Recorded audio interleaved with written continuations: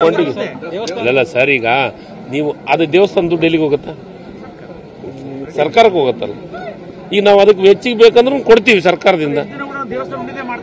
Sir, ನಾನು ಹೇಳಕತ್ತಿದ್ದು ಇಷ್ಟು ಅಚ್ಚುಕಟ್ಟಾಗಿ ಮಾಡೋದ್ರ ಜೊತೆಗೆ ನಾವು ಬಹಳ ಸ್ಪಷ್ಟವಾಗಿ ಹೇಳಿದ್ದೀವಿ, ಅದು ಸರ್ಕಾರ ದುಡ್ಡೇ, ಇನ್ನೂ ಹೆಚ್ಚಿಗೆ ಬೇಕಂದ್ರೆ ಕೊಡ್ತೀವಿ ಅಂತ ಹೇಳಿದ್ದೀವಿ. ಇನ್ನು ಹೆಚ್ಚಿಗೆ ಮಾಡಿದ್ದೀವಿ. ಈಗ ಇಡೀ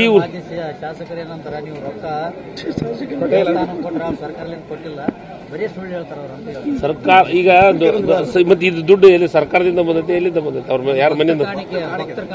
ಸರ್, ಈಗ ಈ ಭಕ್ತರ ಕಾಣಿಕೆ ಹಾಕಿದ್ದು ಎಲ್ಲಿಗೆ ಹೋಗುತ್ತಾ? ಸರ್ಕಾರಕ್ಕೆ ಹೋಗುತ್ತಲ್ಲ. ಅಲ್ಲಿಂದ ಹೆಚ್ಚಿಗೆ ಬೇಕಂದ್ರೂ ನಾವು ಕೊಡ್ತೀವಿ ಅಂತ ಹೇಳಿವಿ. ಈಗ 40-50 ಲಕ್ಷ ರೂಪಾಯಿ ಖರ್ಚಾಗೋದ್ರ ಜೊತೆಗೆ ಇನ್ನೂ ಒಂದು 15-20 ಲಕ್ಷ ಖರ್ಚಾಗಲಿ, ಅದಕ್ಕಿಂತ ಇನ್ನೊಂದು 50 ಲಕ್ಷ ಖರ್ಚಾಗಲಿ, ಅದನ್ನು ಭರಿಸ್ತೀವಿ ಸರ್ಕಾರ. ಅವ್ರಿಗೆ ಅದಾಗ ಮಾಹಿತಿ ಕೊರತೆ ಐತೆ. ಸ್ವಲ್ಪ ಕನ್ನಡ ತಿಳಿಯಗಲ್ಲ, ಅದಾಗ ಕನ್ನಡನೂ ಬರಂಗಲ್ಲ ನಮ್ಮ ಮಾಜಿ ಶಾಸಕರಿಗೆ, ಬಸವರಾಜ ದಡೇಶ್ವರರಿಗೆ. ಅವ್ರಿಗೆ ಕನ್ನಡ ಬರ್ತಿಲ್ಲ, ಗೊತ್ತಿಲ್ಲ ನನಗೆ. ಇಲ್ಲ, ನಾವ್ ಹೇಳಿದ್ರೆ ತಿಳಿತಿದ್ದು ಗೊತ್ತಿಲ್ಲ. ನಾನು ಹೇಳಕತ್ತೀನಲ್ಲ, ಮತ್ತೆ ಗೆದ್ದಕ ಆತ ಈಗ ಸೋತಕ್ ಮಾಜಿ, ಗೆದ್ದ ಶಾಸಕ ಈಗ ಮಾಜಿ ಆಗ್ಯಾನ. ತಪ್ಪಿಲ್ಲ.